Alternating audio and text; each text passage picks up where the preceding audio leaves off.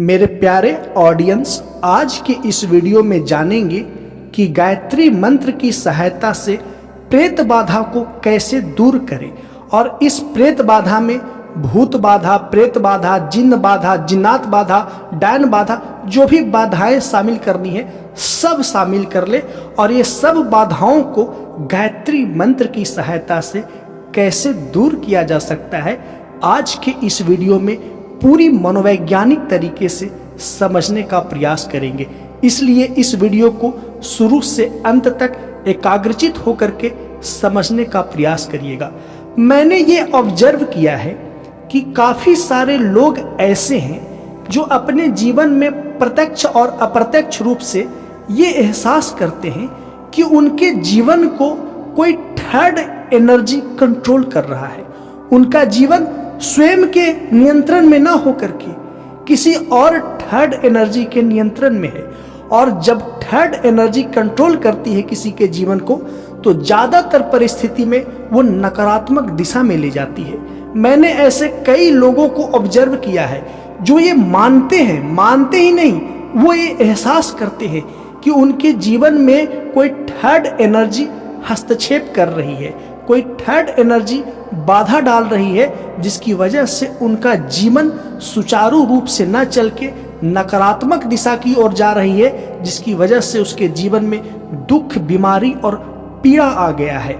और ये वास्तविक है, हमारे समाज में लोग ऐसा अनुभव करते हैं। लोग देखते हैं कि मैं कुछ भी नहीं कर रहा हूँ फिर भी मेरे जीवन में कुछ बुरा हो रहा है, और ये बुरा हो रहा है उसका वो प्रत्यक्ष एहसास करते हैं कि कोई थर्ड एनर्जी हस्तक्षेप करके मेरे जीवन को नकारात्मक दिशा की ओर ले जा रही है। और यदि आपके साथ भी ऐसा हो रहा है या आप भी ऐसा एहसास कर रहे हैं तो यह वीडियो आपके लिए ही है। और सबसे पहले इस वीडियो को प्रारंभ करने से पहले मैं बता दूं कि मेरी जो शिक्षा हुई है ना, वो साइकोलॉजी या कहें तो मनोविज्ञान की परंपरा में हुई है, ना कोई वैदिक परंपरा में हुई है, ना कोई परंपरागत तंत्र विद्या की परंपरा में हुई है।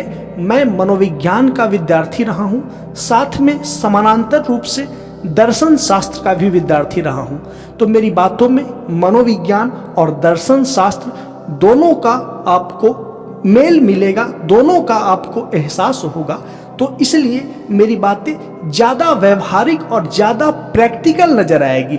मैं आपको एहसास करवा दूंगा अपनी बातों के माध्यम से कि आपके जीवन में ऐसा हो रहा है, इसका निदान क्या है। तो आइए समझते हैं मनोविज्ञान के दृष्टिकोण में ये प्रेत बाधा है क्या। देखिए, आपके जीवन में या किसी भी व्यक्ति के जीवन में जो भी खेल होता है ना, जीवन का सारा खेल आपके माइंड के ऊपर निर्भर है। और जब किसी व्यक्ति के ऊपर प्रेत बाधा, भूत बाधा, जिन्न बाधा, डायन बाधा, मसान बाधा और पता नहीं क्या क्या बाधा लोग नाम देते हैं आती है, तो इसका मतलब मनोविज्ञान के दृष्टिकोण में यही है कि व्यक्ति का माइंड को रिप्लेस करके कोई और माइंड स्थान ले चुका है। अर्थात ए नाम के व्यक्ति पे प्रेत बाधा है तो मनोविज्ञान के दृष्टिकोण में इसे इस प्रकार कहा जा सकता है कि ए नाम के व्यक्ति पे जो प्रेत बाधा है उस व्यक्ति को माइंड को कोई और माइंड रिप्लेस करके स्थान ले लिया है।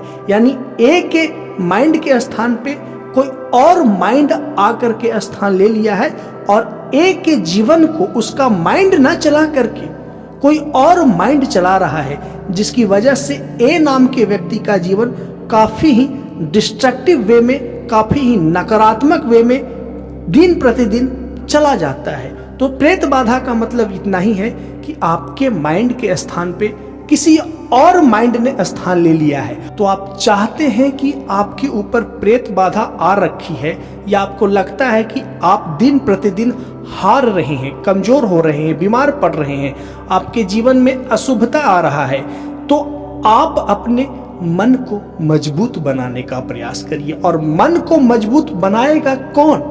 ये गायत्री मंत्र है। सीधे से शब्दों में प्रेत बाधा है तो इतना ही मैं कहूंगा, आपके माइंड के स्थान पे कोई और माइंड जगह ले चुका है। और ऐसा संभव है। इंसान का जो मन है ना, वह बहुत ही तरल है, पारे की तरह है। जैसे ही इसे एक तरफ से दबाएंगे छिटक के दूसरे तरफ चला जाएगा। और हम जिस यूनिवर्स में, या यूनिवर्स करने से ज़्यादा बेटर है, हम जिस अर्थ पे रह रहे हैं वहाँ पे आसपास न जाने कितने तरह का माइंड है। आपके पड़ोसी का माइंड, आपके ऊपर वाले का माइंड, आपके नीचे वाले का माइंड, आपके दाएं वाले का माइंड, आपके बाएं वाले का माइंड, अर्थात आप चारों तरफ से माइंड से ही घिरे हुए हैं और माइंड से आप हमेशा प्रभावित होते रहते हैं। लेकिन कभी कभी ऐसा होता है ना कि व्यक्ति इतना कमजोर पड़ जाता है मनोवैज्ञानिक और सांवेगिक दृष्टिकोण से, साइकोलॉजिकल और इमोशनल दृष्टिकोण से, कि व्यक्ति के माइंड के जगह पे कोई और माइंड स्थान ले लेता है। जैसे कि आप कहते हुए सुने होंगे कि इसका तो दिमाग नहीं, ये पड़ोस वाली के ही दिमाग से चलता है, जो वो कहेगी वही ये करेगी या करेगा, जिसकी वजह से हमेशा असफल होता है या होती है। तो उसी तरह से प्रेत बाधा में है कि व्यक्ति के माइंड के जगह पे कोई और माइंड स्थान ले लेता है और वो माइंड अपने अनुसार उसके जीवन को ऑपरेट करना प्रारंभ कर देता है। तो आप प्रेत बाधा से मुक्त होना चाहते हैं तो अपने माइंड को इतना स्टेबल बनाइए, अपने माइंड को दूसरे माइंड से प्रभावित ना होने वाली एक रक्षा निर्माण करिए अपने माइंड में, एक डिफेंस मैकेनिज्म का अपने माइंड में निर्माण करिए कि आपका माइंड किसी और माइंड से प्रभावित ना हो सके। और इसके लिए गायत्री मंत्र है, और मैं पहले के सारे वीडियो में बता चुका हूं कि गायत्री मंत्र माइंड पे कैसे असर पड़ता है। अब थोड़ा और गहराई में जाते हैं कि प्रेत होता क्या है। देखिए, जो भी अशरीरी एंटिटी है, जो भी अशरीरी थिंग्स है, जिसके पास भौतिक शरीर नहीं है, उसमें ध्यान से समझिएगा, वायु तत्व, आकाश तत्व और अग्नि तत्व, ये तीन तत्व की प्रधानता होती है। अर्थात जो प्रेत होते हैं, जिन्न होते हैं, और जो भी आप नाम देते हैं, उनमें वायु तत्व, अग्नि तत्व और आकाश तत्व की प्रधानता होती है। और मेरे अपने अनुभव से जो भूत प्रेत होते हैं ना, उनमें अग्नि तत्व और आकाश तत्व की प्रधानता होती है। और आपको पता होगा कि मनुष्य का शरीर इन 5 तत्वों से बना है। पृथ्वी, जल, अग्नि, वायु और आकाश, इन 5 तत्वों से मनुष्य का शरीर बना है, अर्थात मनुष्य बना है। और वही प्रेतात्माएं जो होती है वो 3 तत्वों से मुख्य रूप से बनी होती है। पहला वायु, दूसरा अग्नि और तीसरा आकाश, जिसे ईथर भी कहा जाता है। तो ये 3 तत्व से युक्त एक एंटिटी 5 तत्व वाले एंटिटी को प्रभावित कर रहा है। इसका मतलब समझ रहे हैं कि जिस व्यक्ति पे प्रेत बाधा है वह व्यक्ति अपने शरीर को, अपने पूरी कायनात को, समग्र तत्वों का, समग्र 5 तत्वों का असंतुलन कर बैठा है। अर्थात व्यक्ति के अंदर अग्नि तत्व कमजोर रहेगा, प्रेत बाधा आ जाएगी। व्यक्ति के अंदर आकाश तत्व कमजोर रहेगा, प्रेत बाधा आ जाएगी।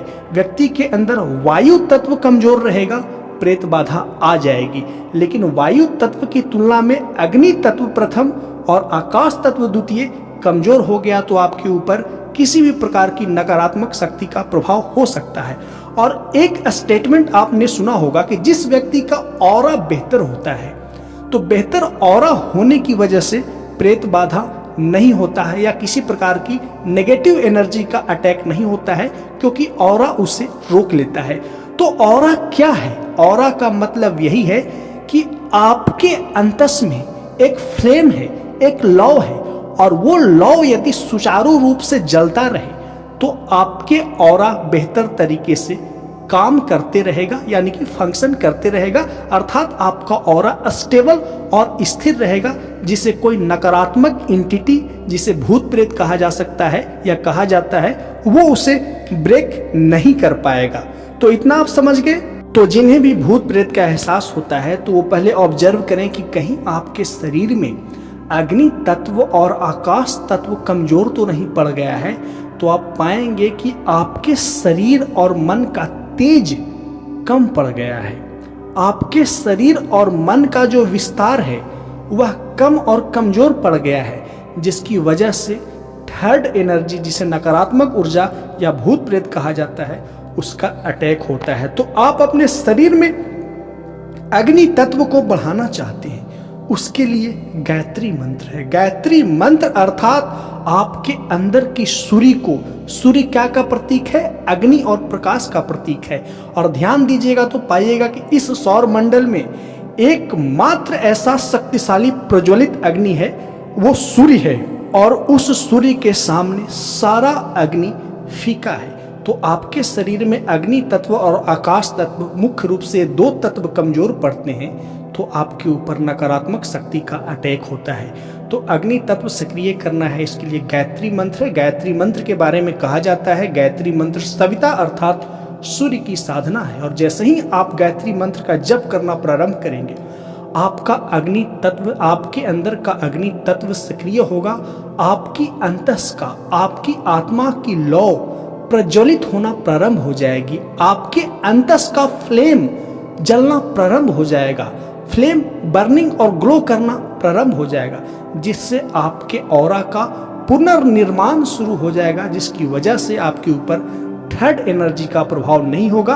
और आपका ऑरा गायत्री मंत्र के जप से जितना ज्यादा विकसित होगा, उतना ही दूर तक किसी भी प्रकार का नेगेटिव एनर्जी का एहसास आपको नहीं होगा। इसीलिए किसी भी व्यक्ति को ऐसा एहसास होता है कि मेरे ऊपर नकारात्मक शक्ति किसी न किसी तरह से हावी है, किसी ने कुछ कर दिया है, चाहे जो भी आप नाम देते हैं, मैं नाम लेना भी उस चीज को नहीं उचित समझता। इसलिए नहीं कि मैं डरता हूं, थोड़ी हंसी आती है, थोड़ी मूर्खतापूर्ण लगती है कि बताइए 5 तत्व वाले शरीर को एक 3 तत्व वाले अशरीरी इंटिटी अटैक करके जीवन को बर्बाद कर रहा है। इसका मतलब आप अपने शरीर को, अपनी पूरी कायनात को इतना कमजोर बना रखे हैं अपनी जीवनचर्या से। आपके मन का काम करने का फंक्शन ऐसा है, शरीर का काम करने और भोजन का क्रियाकलाप का फंक्शन ऐसा है कि आपके अंदर का अग्नि तत्व और आकाश तत्व और वायु तत्व बिल्कुल मंद पड़ गया है, स्थिर पड़ गया है, जिसकी वजह से 3 तत्व वाले, अग्नि तत्व, वायु तत्व और आकाश तत्व वाले अशरीरी एंटिटी आपके ऊपर अटैक करके आपके जीवन को बर्बाद कर रही है। तो ये सब जो निकम्मे और नकारे टाइप के जिनका जीवन होता है ना, उन्हीं के ऊपर इस तरह की अशरीरी आत्माएं, भूत प्रेत, दिन और डिंग डोंग, जिन डायन जो भी बोल लो आप, उसका प्रहार या उसका आक्रमण उसी व्यक्ति पे होता है। तो पूरा क्लियर हो गया होगा कि भूत प्रेत की साइकोलॉजी क्या है और इससे गायत्री मंत्र के माध्यम से कैसे ठीक किया जा सकता है। आशा करता हूं मेरी बातों को समझे होंगे, इसलिए इस वीडियो का लक्ष्य पूर्ण हुआ। इसलिए इस वीडियो को लाइक करिए, मेरे इस चैनल को सब्सक्राइब करिए। मिलते हैं नेक्स्ट वीडियो में। वीडियो को देखने के लिए धन्यवाद।